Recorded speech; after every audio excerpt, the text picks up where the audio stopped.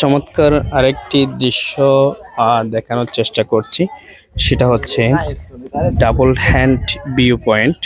Double hand view point বান্দরবনের চমৎকার কিছু দৃশ্যের মধ্যে এটাও একটি চমৎকার একটি দৃশ্য। ডাবল হ্যান্ড ভিউ পয়েন্ট দেখেন, এখানে নীলভিউ হোটেল অ্যান্ড রেস্টুরেন্ট নামের একটি রেস্টুরেন্ট আছে।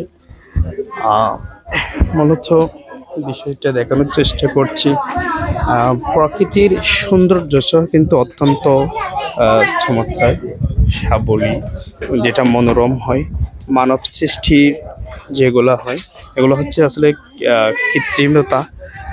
কৃত্রিমতা থেকে আমরা ফিরে এসে প্রাকৃতিক সৌন্দর্য অবলোকন, এটা কিন্তু অত্যন্ত গুরুত্বপূর্ণ। আসলে দৃশ্যটা দেখে কেমন জানি রবের কথাটা খুব মনে পড়ে যাচ্ছে।